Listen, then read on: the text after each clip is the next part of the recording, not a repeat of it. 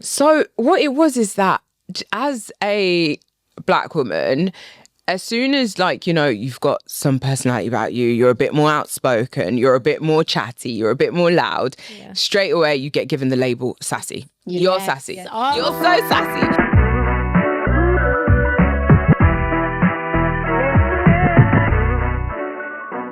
Hey everyone, welcome back to Cyber Sisters. Today I am so excited for the episode we have in store for you.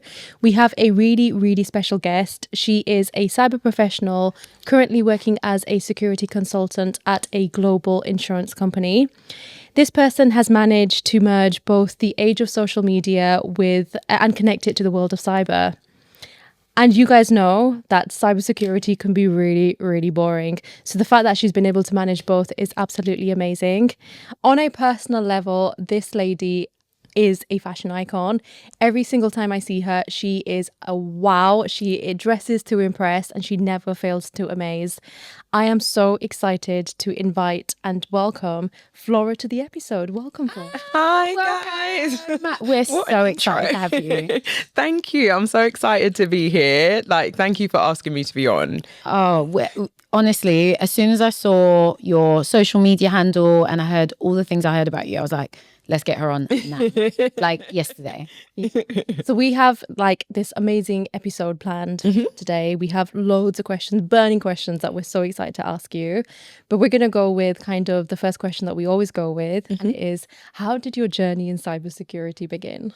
So if you had told me when I was fresh out of uni that in 10 years I'd be a cybersecurity consultant, I'd be like, what are you on about? Because since the age of like, gosh, how old was I? Probably like 12 or 13. I was like, I'm going to be a journalist. I'm going to be a journalist. I'm going to be a journalist. So I went to uni and studied journalism and media, but then fresh out of uni, I actually took a different route. Well, I did a placement in journalism and then I realized I was like, I don't want to do this. Like in my head, it was going to be like the devil wears Prada. I'm going to wear really nice clothes. We're going to go here. We're going to go there. And then I did work experience and it was literally the most depressing thing that I've ever done. And I was like, I can't see myself doing this. And then what's it about? Like what made do you know what? It was quite a sad one because the newspaper I was working at, my first week there had been a unaliving in the area and we had gone, like it had just happened. We went to the house, we were badgering the person's family, like, you know, can you talk to us? Can you talk to us? And I was like, they've just lost someone in such a horrific way. Yeah. I can't see myself doing this. Like I can't see myself. And I know that in order for me to get to that level of, I don't know, working for Cosmo, I would have to do a couple years doing that. And yeah, I was like, no. So then out of uni, I went into fashion merchandising. So I worked in fashion merchandising for 3 years before I then moved into the more, like, I was kind of like the middleman. It was more like marketing for merchandising, almost visual merchandising. But because I worked for an off-price retailer, it looked completely different. So then, but then, you know, mental health, I just felt like I couldn't do it anymore. I just reached a point where I was traveling like 2.5 hours each way to get into work and come home, and that was so taxing. It took its toll on my body, on my mental health, everything. I was so unwell. So I just decided to hand in my notice with nothing lined up, and then COVID happened. So then I was like, oh my God, look, the one time I take a chance, no one can go anywhere anyway. Because I was like, what am I going to do? What if I don't find another job? I have no money. And then we were all stuck indoors, and I was like, you know what? This is a good time. This is a good time for this to happen. And during that time, I revisited graphic design. So graphic design has always been something that I've been passionate about. I learned to do it in school, all self-taught. And I used to like make little websites for people. You'll probably remember. Do you remember like Pixo? Yeah. People used to pay me like £2 to redo their Pixo. No. So in school, they'd be like, I'd give you £2 if you could make my Pixo as nice as yours. And then I'd sit there working so hard for this £2. You were meant for this world. I love that. So then I revisited that and actually started a graphic design business at that point. So for like 5 months, I was like making logos and any like collateral for small businesses. And then I updated my LinkedIn that I was doing that. And then someone reached out to me and there was a role at a different insurer where I'd be a CIO exec, but they really wanted someone, as much as they want the comms experience, they wanted someone with that design and editing experience as well. So I ended up going for it, ended up getting the job. And through that, I was writing for CIO. So through that, I naturally had a path to the CISO, who I started doing little bits for. I'd rewrite like his presentations and things like that. I'd be like, what's phishing? Like, you know, what's that? What's smishing? What's phishing? And through that, I then realized, oh, I'm picking this up. So like, you know, the first one I did, I was like, what the hell is all of this stuff? By the time I was doing like the fifth one, I was like, oh, okay, I know what that is. Like, you know, just working away at it. So that's basically how I started to self-teach myself cybersecurity. And then through that, I was then headhunted again. And this time it was at the insurer that I'm working at now.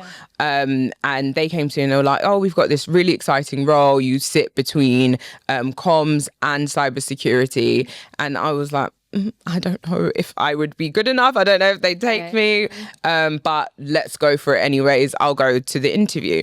And then at the interview, I was so honest. I was like, everything I know in cybersecurity, I've taught myself. I've gone and Googled it. I've gone and watched a YouTube video about it to learn it so that I'm able to write the comms properly. But if I was to say to you, I'm a cybersecurity expert, absolutely not. And then the interviewer, we just clicked straight away. He then became my later man. Obviously I got the job, and then later on down the line he actually became my manager. So once I started working at this insurer, what I noticed very quickly is that it just should not be sitting in comms. Like I understood why oh sorry, I didn't even say what job it was. It was the awareness manager. Well, at that time it was called the cybersecurity comms business partner. So when I started, I realized, I was like, this isn't really necessarily a business partner role, because business partnering in comms looks so different to all my other colleagues that were there. So there's certain things that they would be doing. And then I'd be out of office, I'm off, I'm doing a road show, I'm doing a cybersecurity road show, I'm at InfoSec, I'm here, I'm going there, I'm meeting this person. And they were kind of like, why are you off doing that whilst we're writing speeches and papers and things like that? So then that's when I was like, I just don't think this is sitting in the right area. I think it should be in cybersecurity. Obviously, all the investment comes from you guys. So I feel like it should be sitting here where you guys understand what it is that I'm doing. Yeah, exactly. You fully understand what I'm doing and you understand the benefit of the things that I do, rather than it seeming like, oh, why are you doing that and I'm doing this? So then that's when I moved into cybersecurity. Probably, how long did I had done the role for maybe 6 months at that point when it moved. And then once I moved and the person that interviewed me became my line manager, straight away, well, to be honest, from the first day I started, he was like, so where do you see yourself in 5 years? Do you see yourself in comms or do you see yourself in cybersecurity? And I was like, I don't know. Like, I'm not too sure. Yeah, literally, it's my first day. I've got no clue. But then I was like, do you know what? With comms, I know I can walk away from comms and come back to comms, and comms will still pretty much be the same. Whereas with cybersecurity, things are changing every single day. Like, this is my opportunity to try something that I've never done before and challenge myself a bit more and see where it goes. Exactly. So then I was like, do you know what? Okay, let's explore the going down the cyber route. And through that, I then went to like the different business areas and shadowed people just to understand what it is. I think I might have even shadowed you, Roha, to understand, you know, what it is that you do in your day to day. What does your job look like? What does a day in your life look like? And when I did that, at that point, I was like, oh, I want to be a security consultant. I was like, I want to be a security consultant. It looks so nice and shiny. You just chat to people all day. I'm a proper chatterbox. So I was like, perfect. It's business engagement. I'll be the middleman between cybersecurity and the business. I kind of feel like I am sort of that at the moment by doing awareness. So it feels 100%. Like the natural lead on. And then then he then pushed me to then do an apprenticeship, and oh my God, Wow, you did an apprenticeship? Yeah, I ended up doing it. And Jesus, yeah, what a time in my life. It's been intense. It was so intense. I've only just finished it. So I got my final grade, I got a distinction. Amazing. And I did not think that distinction was possible. No. No, the amount of tears I cried over that, I was like, why am I doing this? Like, I'm just a girl. Yeah, so the apprenticeship, it was with QA. Okay. And it was called the Cyber Risk Technology? It had a really weird name, or Risk Manager, something like that. Okay. Apprenticeship. And basically how it worked was work were very, very kind, gave me every Thursday off so that I was able to study and focus on that, because you'd get coursework that you had to do each week. And Blair has actually done it. Blair done it as well. So she was she was one of the people I spoke to. I was like, Blair, do you think I should do it?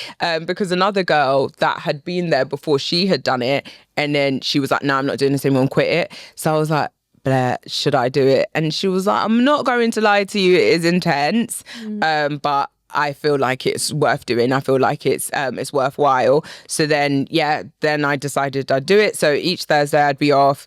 It was just different. Like, you'd have different coursework each week, and you'd have to put on different hats, which was really good because I got to then work with different people in the business again, because I'd have to go and understand, I need to understand architecture a little bit more to be able to complete this. So I'd go to this person and spend some time with them and talk to them talk to them about what I'm doing. And then as well, they would have like some weeks where you would have a full week of lectures. So you wouldn't have, it wasn't like uni where you'd have lectures like pretty much every single week. It's like it would come up maybe once every other month. You'd have like a full week of lectures, and it would be on that topic. And every day you're learning that topic. And even though it's like, okay, at least I'm not doing it every day like you would in uni, that week was like, wow. And was it face-to-face lecture? No, so it was all virtual. So it was all, which makes it so much harder. Trying to learn as an adult, and then I'm doing it virtual. Yep. It and makes got it your day job as well. Oh my God. Up in the background. Exactly. And usually I would work at first, when I first started, I used to do them on my work laptop. So then I'd hear Teams going off, and I'd be like, I'll just check quickly. I'll just check my emails. Distracted. And then you get distracted. So then after I realized that, I was like, no, I'm going to do it on my personal laptop, so I don't know what's going on at work on that Thursday, and actually switch off and trying to concentrate on this. But yeah, I had to take a break. There was a point where life just felt too much. Like, I had just got the consulting job. There was loads of things going on in my personal life, and I was like, I can't do this. This is too much. Like, I am so overwhelmed right now. Let me start consulting and actually understand it a bit better. And then I'll come back, and then I'll pick it back up. So then I ended up picking it back up. Was it towards the end of last year? Because I was so close to finishing, but it was just too much at that point. So I ended up picking it back up, went back into doing it. I'd finished all my lectures at that point, but I just had coursework that I needed to do. And then to the assessment period, that's probably the worst bit out of all of it. There was like, I had to do a final project, which was on awareness. So that saw me actually being almost like a project manager, business analyst. Like, I was wearing so many hats to get that project done. I had a final exam, so a written exam, which was on networking and cryptography. I had 2 scenario demonstrations where one of them I had to build a firewall. And then what was the other one on? I was a risk manager where I had to basically do a risk assessment of like a fake environment. And then I had a spoken one where it's essentially an interview where they check your knowledge. Oh my God, and that's intense. It was so intense. Like I studied at uni and it wasn't like that. Like, that's intense. It was so intense, and it was all back to back. So for like the last 2 months or so, that's what you've been doing. That's all I was doing. When did you officially finish? So I officially finished on, when was my last one? July 4th was my spoken interview, and that was the final one. And at that point, I was really relaxed, because basically the exam, oh my God, networking and cryptography. That's just horrendous.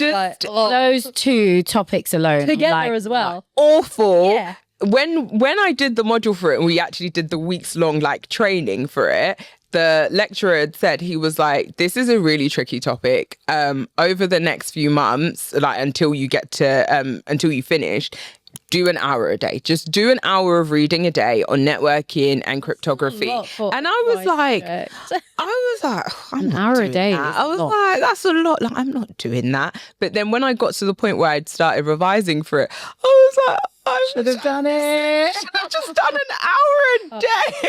Now I'm finishing work, closing my laptop. I had like a 72-page revision document I put together. Even putting that together was a lot. And then now I have to read it.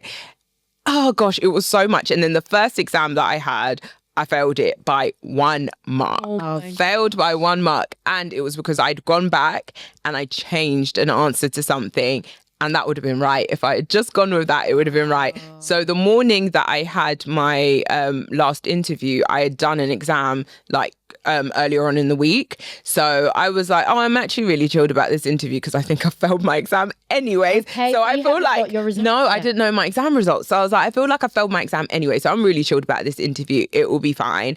And then he was like, no, you haven't. You passed it. You did really well. And I was like, oh, now I'm nervous about this interview.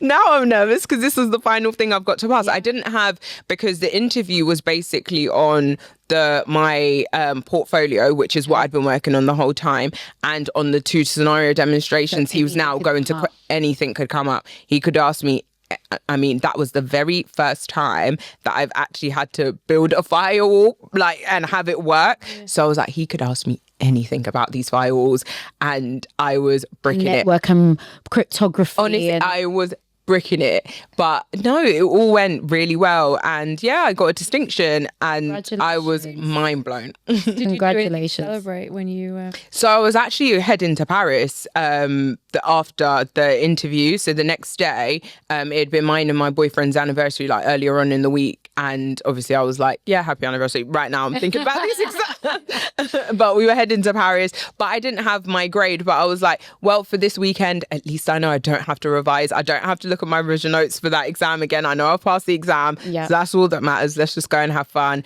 And then when I came back to work the following week, I think it was like mid in the week, I got that email to tell me my grade. And it didn't say anything else in the subject the subject line. All it said was like, yeah, QA, like final grades.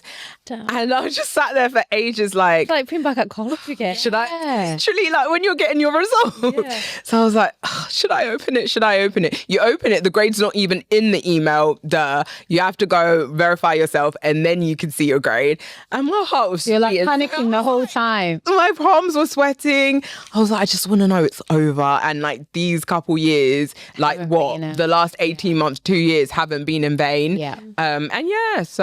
Well, it was really good. Thanks, huge. Guys. Thank you. You know something more than me, I've never had to build my own firewall. Yeah. Oh, and for viewers that don't know what a firewall is, talk us. Oh, there we go. We'll do the interview part. So essentially, a firewall. Oh gosh, I really hope I explained this properly. And that an average Joe would understand it. Yeah. So like maybe in the context of a house or So it's literally, think about it, it's literally a wall to block a fire. Yeah, it's literally got the right name. So it's something that you put in place to stop people from doing certain things. So in my scenario demonstration, the firewall that I built that didn't work was I needed to block access to social media websites. So I needed to block access to Instagram, Facebook, and all of that. So it's basically a rule you put in place to say if anyone tries to go to Instagram.com, stop them. And the reason why it didn't work is because Facebook and Instagram have a crap load of IP addresses, and I'd gone with like 5 of them hoping it would work. But yeah, that's essentially. It's really interesting because, like, even though it's in the name firewall, I've never actually thought about it as a wall to block a fire. Yeah. Oh, that's actually how one of my mentors described it to me. Yeah. He always at uni, no one explained it to me like that. Oh no, and even IP addresses as well, because it's the I don't want to say whitelisting, but blacklisting. You've got the allow list, and you've got the deny list. The deny list, and it's like when he described it to me, he even used that as well. So it's like, do you allow or do you deny? It's who do you want to come into your house? There's a wall blocking from that.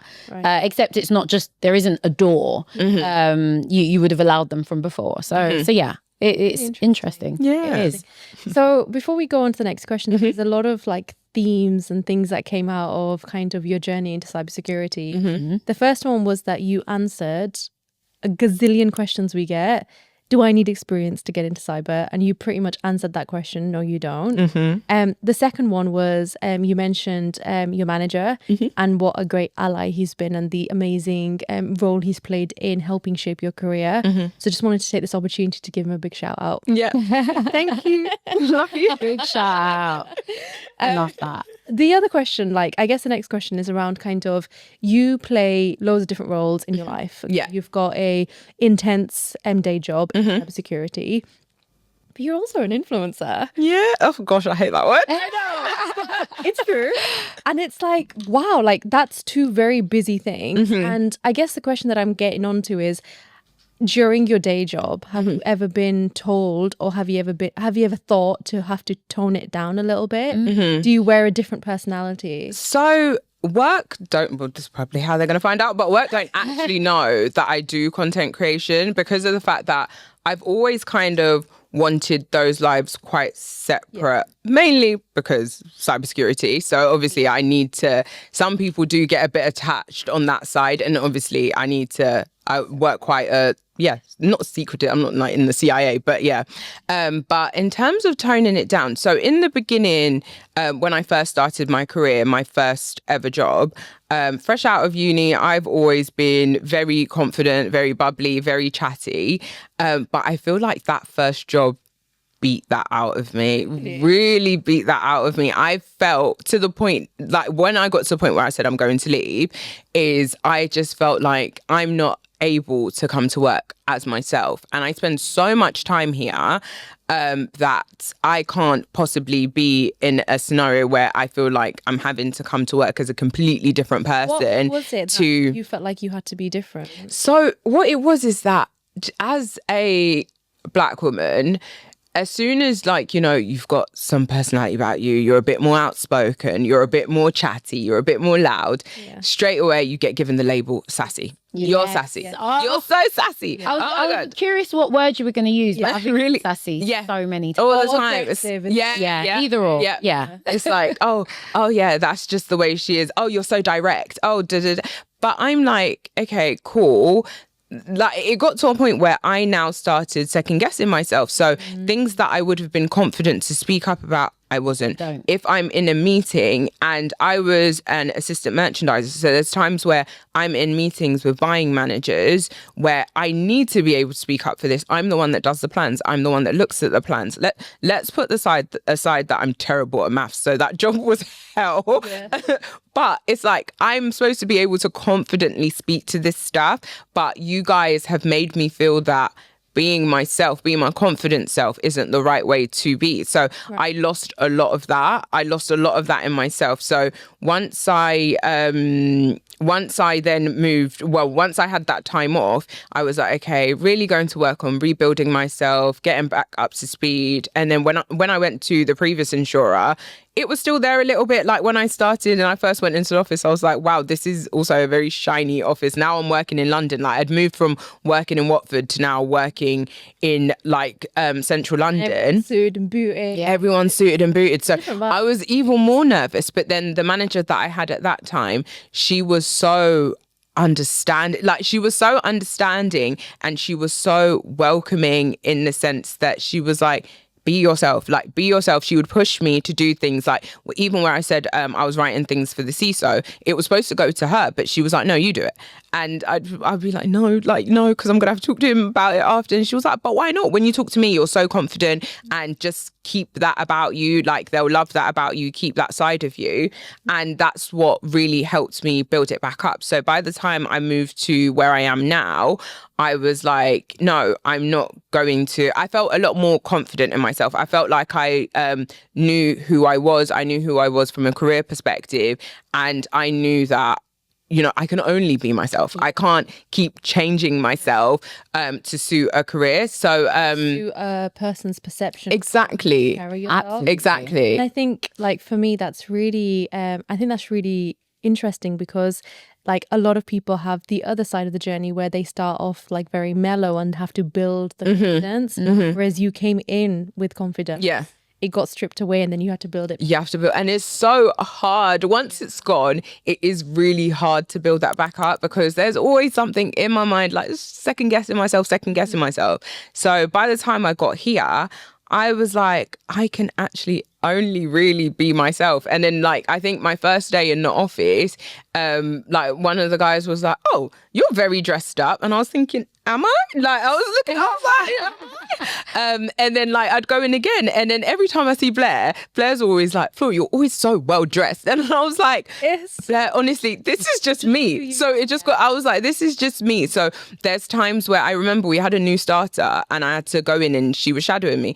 And that day, I wore a feather blazer and she was like, are you allowed to wear that to work? And I was like, allowed? I was like, no one's ever said anything. And then she was like, yeah. An impression of exactly. She was like, oh, it's so flamboyant. Like in my old job, I would have been so scared to wear something like that. But it depends on the culture of the company as well. Exactly. Because even I've gone from sort of like financial world and then I've gone into retail. Retail's super relaxed. Yeah, exactly. So retail's like, I remember I got in my first day, I went in a it was a suit. Yeah, it was a suit. And I wore flats. Flats is me dressing down.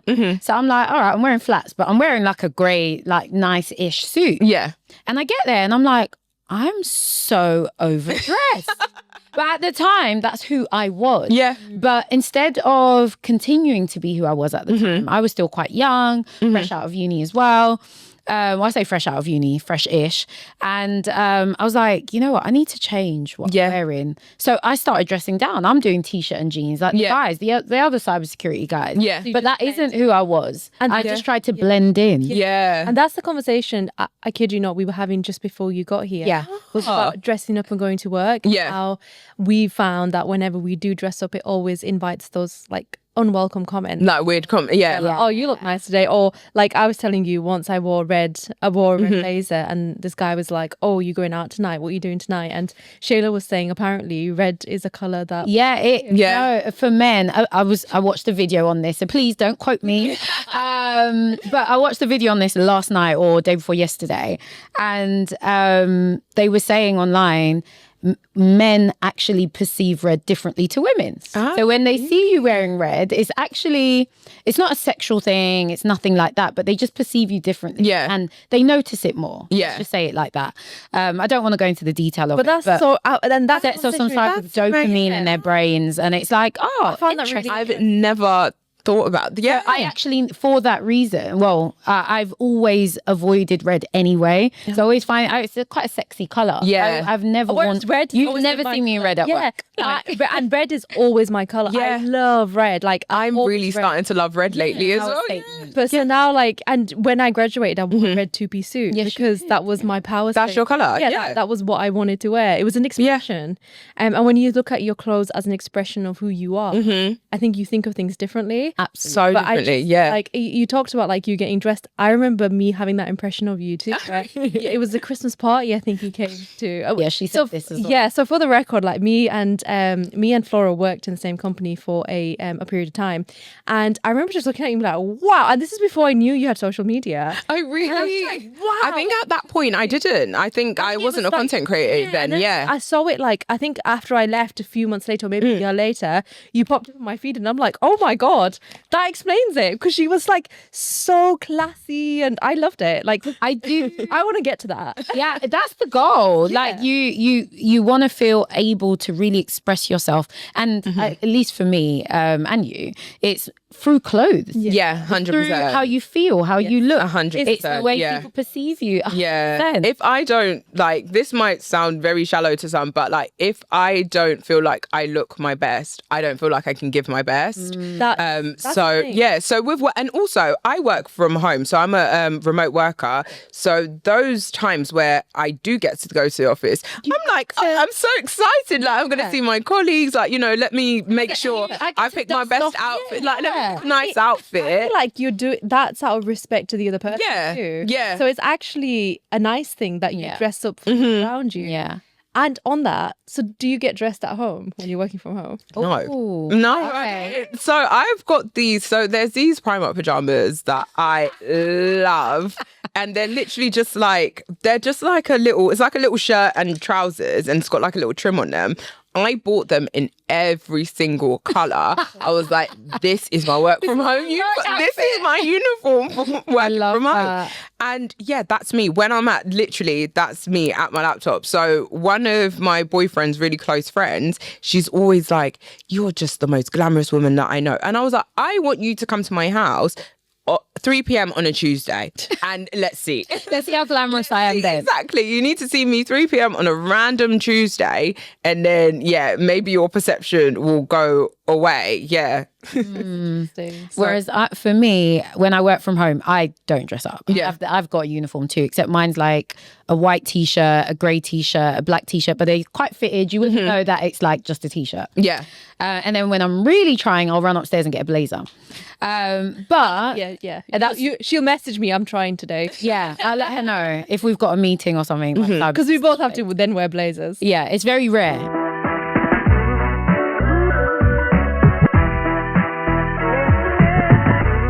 So today's show was so interesting. We had so many topics to talk about that we're going to have to split it into a 2-part episode. So stay tuned for part 2.